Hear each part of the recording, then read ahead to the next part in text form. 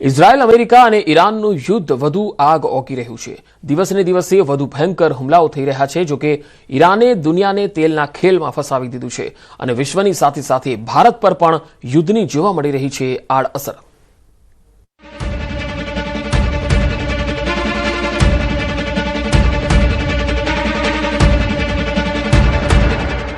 જંગે કાઢ્યું દુનિયાભરનું તેલ.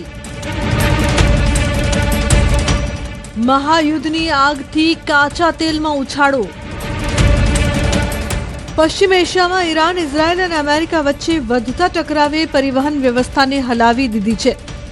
યુદ્ધ વચ્ચે બહેરીનની સૌથી મોટી તેલ રિફાઇનરીમાં આગ લાગવાના સમાચારથી વૈશ્વિક ઉર્જા બજારમાં હલચલ મચી ગઈ.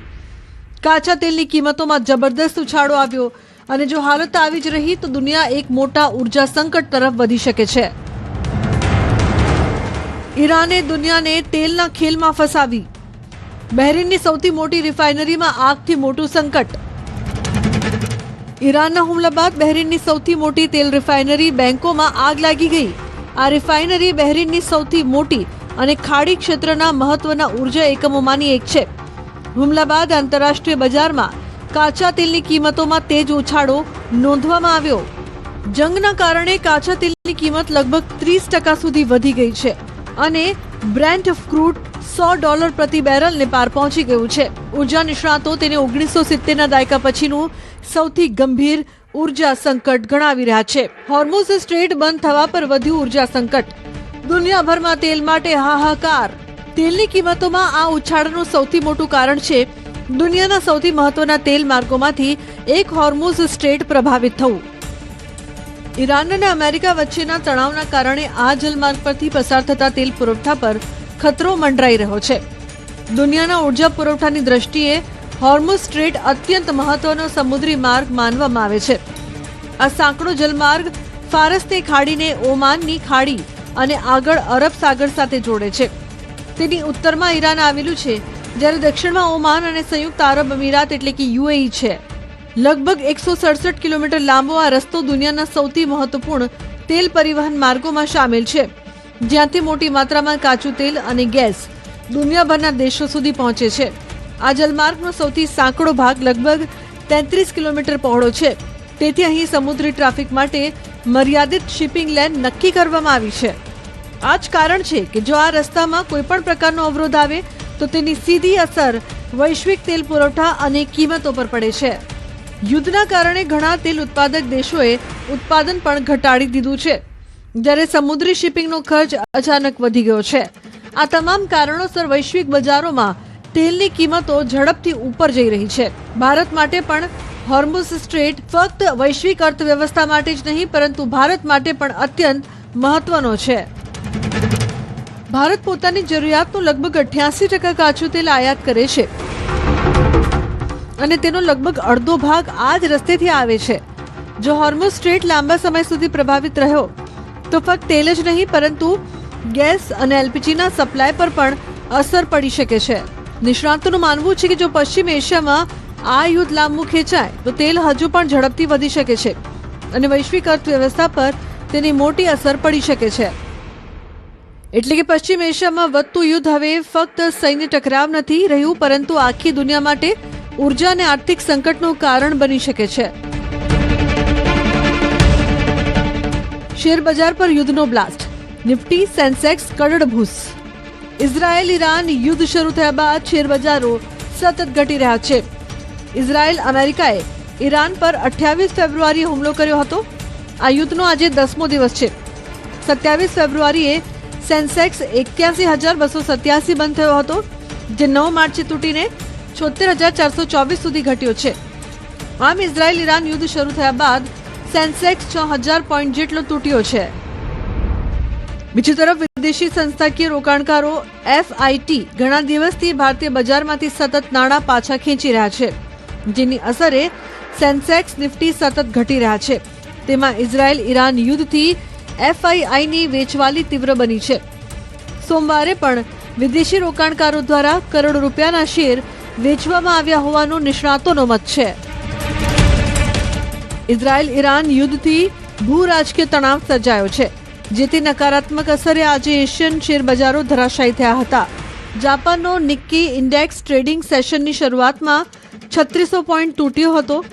ટકાવારીમાં નિક્કી અને કોસ્પીમાં 6 થી 8% કડાકો બોલાયો છે, જેના પગલે ભારતીય બજારમાં પણ ગભરાટ ફેલાયો છે.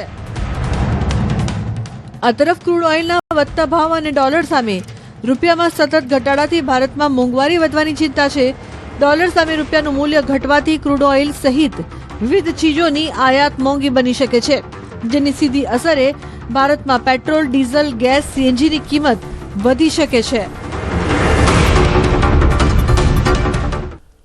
વૈશ્વિક બજારમાં કાચા તેલ $100 પ્રતિ બેરલને પાર પહોંચે છતાં પેટ્રોલ અને ડીઝલની કિંમતમાં વધારો થયો નથી.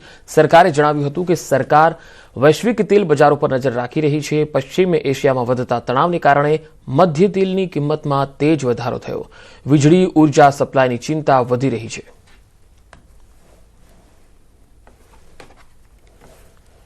તો બીજી તરફ પાડોશી દેશ પાકિસ્તાનમાં અસર વર્તાવાની શરૂ થઈ ચૂકી છે. પેટ્રોલ અને ડીઝલની અસર વચ્ચે પાકિસ્તાનમાં પેટ્રોલ પંપની બહાર લોકોની કતારો લાગી છે.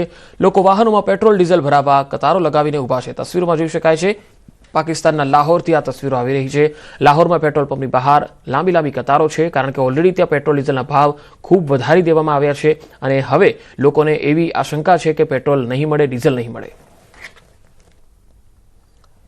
ઈરાન, ઇઝરાયલ અને યુનાઇટેડ સ્ટેટ્સ વચ્ચે ચાલી રહેલા તણાવને કારણે વૈશ્વિક ઉર્જા બજારમાં અનિશ્ચિતતા સર્જાઈ છે. દેશમાં સંભવિત ઈંધણની અછતના ભયને કારણે ઢાકા અને અન્ય વિસ્તારોમાં પેટ્રોલ પંપો પર લાંબી કતારો લાગી. ઘણી જગ્યાએ ઈંધણ ભરવા માટે રાહ જોઈ રહેલા વાહનોની કતારો પંપોની બહાર મુખ્ય રસ્તાઓ પર પણ લાગી ગઈ. ઈંધણની વધતી માંગને કારણે પેટ્રોલ પંપો પર વધારાનું દબાણ આવી ગયું છે. અમેરિકા, ઇઝરાયલ અને ઈરાન વચ્ચે ચાલી રહેલા યુદ્ધના કારણે વર્તમાન સ્થિતિ પર અસર પડી રહી છે. તાજેતરમાં જ ઘરેલું ગેસ અંગે મંત્રાલયે નવો આદેશ બહાર પાડ્યો છે.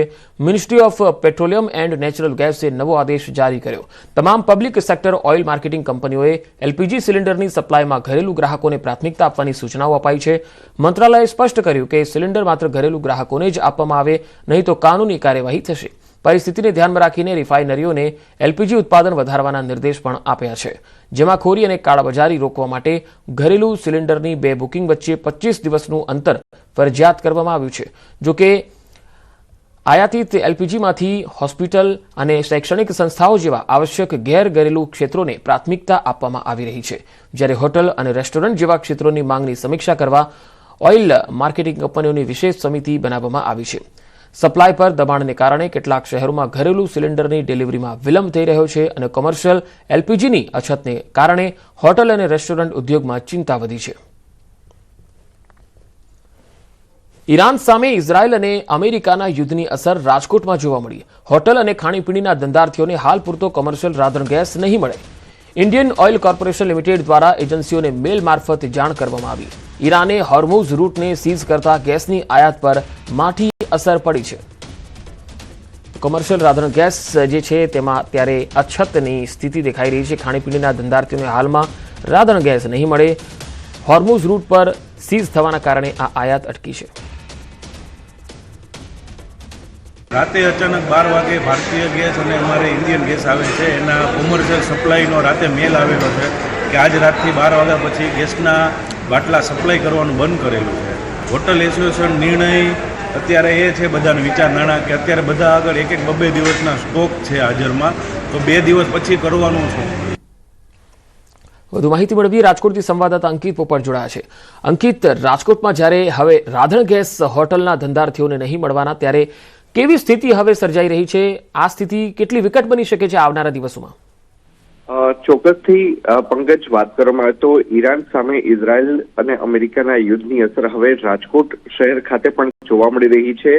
ગઈકાલે જ ઇન્ડિયન ઓઇલ કોર્પોરેશન લિમિટેડ દ્વારા જે તમામ જે એજન્સીઓ છે કે જે ગેસના કોમર્શિયલ બાટલાઓનું વિતરણ કરે છે, સિલિન્ડરનું વિતરણ કરે છે, તેમને મેલ મારફતે જાણ કરવામાં આવી છે કે હવેથી કોમર્શિયલ રાંધણ ગેસ છે તેના સિલિન્ડરની જે સપ્લાય છે તે કરવામાં નહીં આવે અને આજથી જ આની અમલવારી છે તે એજન્સીઓ દ્વારા છે તે કરવામાં આવનાર છે.